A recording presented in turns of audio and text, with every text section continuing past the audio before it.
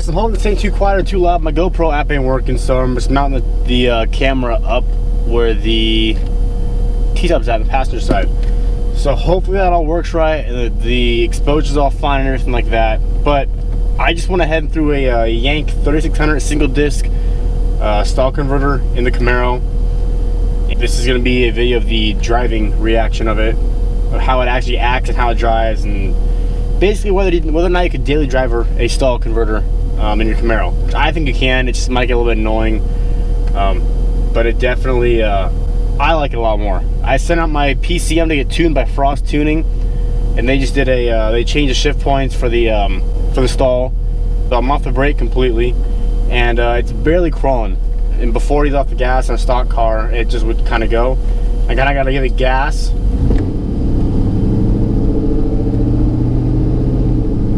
To get it to go, and it actually goes. It grabs, but so it seems like the clutch is slipping, but it's not. I do notice. So when you're kind of casually driving it, it'll like to like if I'm giving it more gas and this, like trying to catch up with traffic, it will it'll stay up to like higher RPMs, and when it upshifts, even if you're not half throttling it, if you're just kind of a third of the way throttling it, it'll still, when it downshifts, or when it upshifts and the RPMs come back down, like I usually would do on a stock car, they don't on this. They'll stay higher up, so it'll sound a little weird, but I don't mind it. I'm gonna scrape the hell out of this exhaust. Not too bad.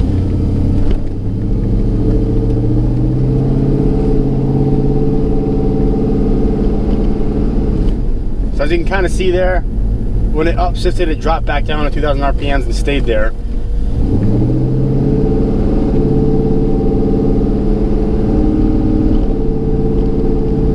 So after every shift, it's about 2,000 RPMs where it'll drop back down to just regular, going like 10-15 mile an hour. Not bad for a daily, definitely not bad at all. I did go ahead and install a 14,000 BTU trans cooler, which is a necessity to at least be 14,000 BTU when you throw a stall in the car.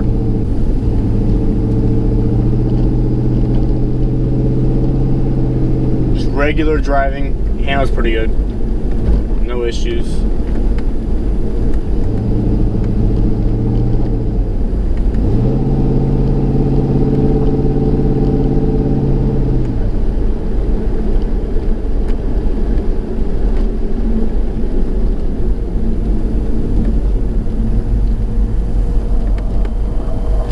Now we're trying to get out.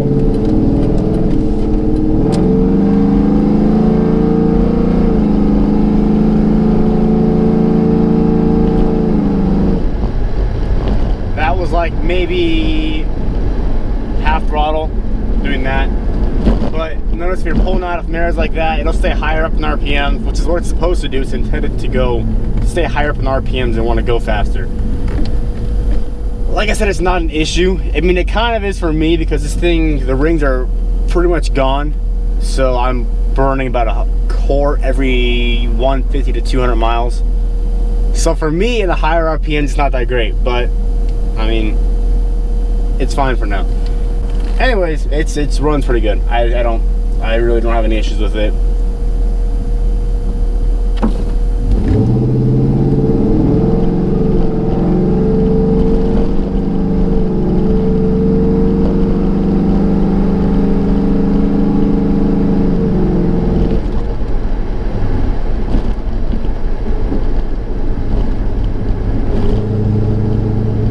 Overdrive, it'll lock up around 45 if you're not hammering it, if you're kind of giving it a light throttle. 45 is where it's locking up for me.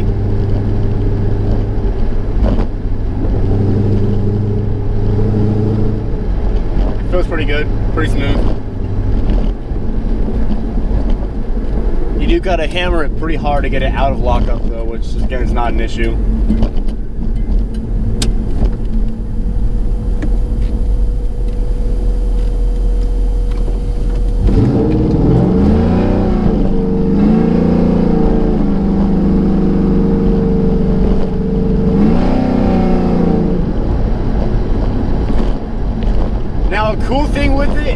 probably my favorite part of it is when you floor it, there's a dreaded dead spot on these automatics. Whenever you floor them, like first, second to third, let's see, like it red lines at 5,500 RPM, so it'll shift. But instead of staying higher up in the RPM power band, it'll drop down to like 2,300, 2,400 RPMs in the power band, leaving it as kind of a dead zone for power. This thing, I've noticed, I think when it drops back down after shifting, it drops down to only 4,500 RPMs. So it stays pretty high up here the whole power band. And that right there is probably my favorite part of the stall converter. Because I can't launch it right now, one, because the 10 volt would probably blow up if I had any traction. Two, I have no traction at all. But aside from that, my favorite part of the stall is the upshifts and how it stays higher up and doesn't drop way down like it used to. That was one of my biggest issues with this car being automatic, was those dead spots in there. It just felt irritating. You couldn't do anything about it. And this finally fixes that issue. I mean, I'm sure you can get a tune for it and adjust the shift points and all that stuff. I've been told you can. Whether you can or not, I don't know. I've never tried that.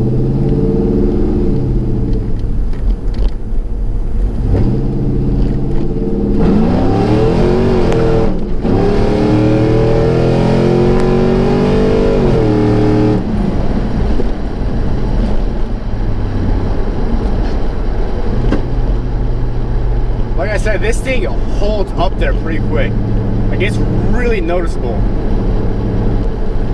Like at points it makes it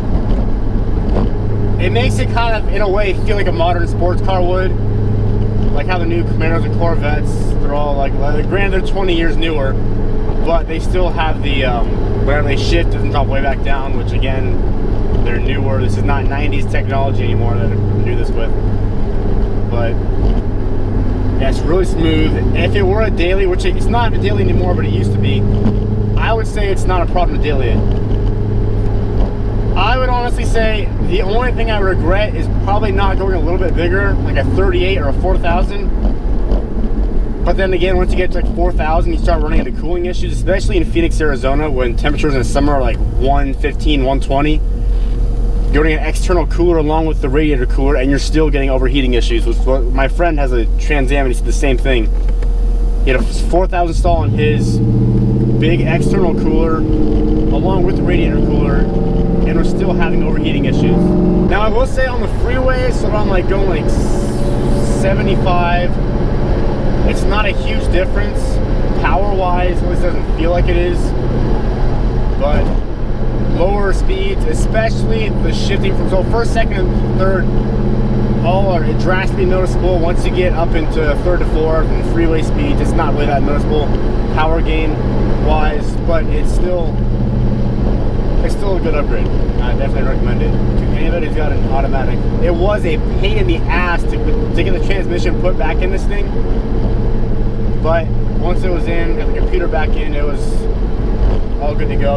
I did have to make sure the spacing on the converter was right. My buddy from work came out and helped me out getting some spacers and everything for the converter to the flywheel, and those all matched up pretty good. Haven't had any issues yet.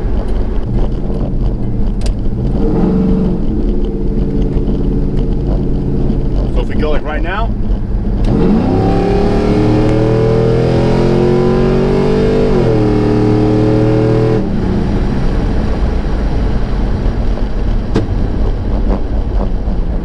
backfire,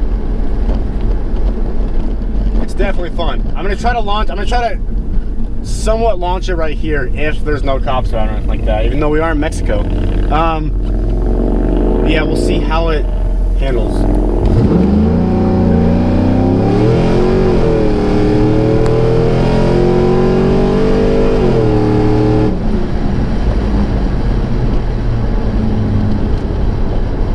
Sometimes if I get enough traction when I try to launch it, it almost feels like the body kind of twists.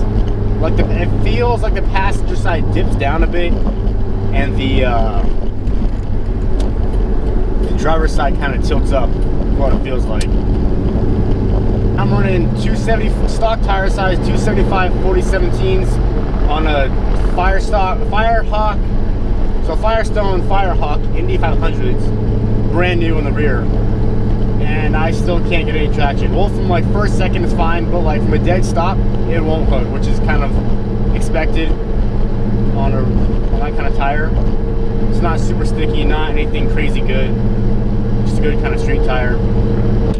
Light changes.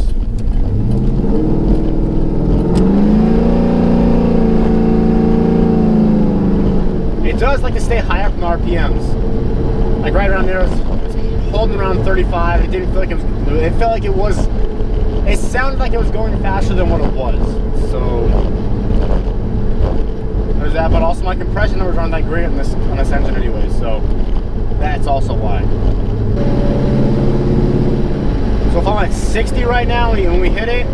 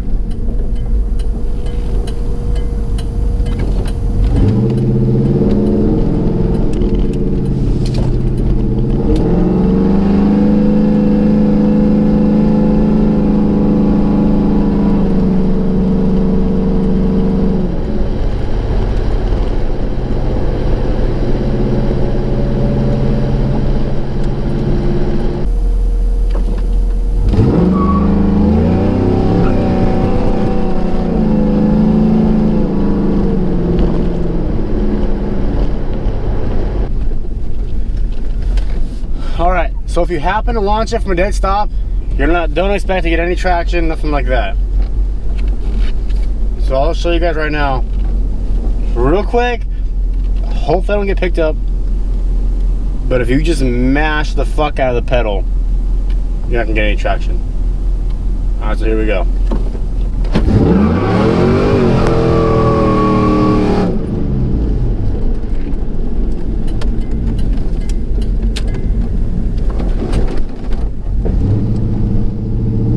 I hope you guys enjoy the video. That's what it's like with a 3600 stall in a otherwise daily driver, no cam, no heads, no nothing, just regular stock shit. Only gears and exhaust and LS6 intake, which is stock on the 01s and 02s. So hope you guys enjoyed the video, and I'll catch you guys in the next one.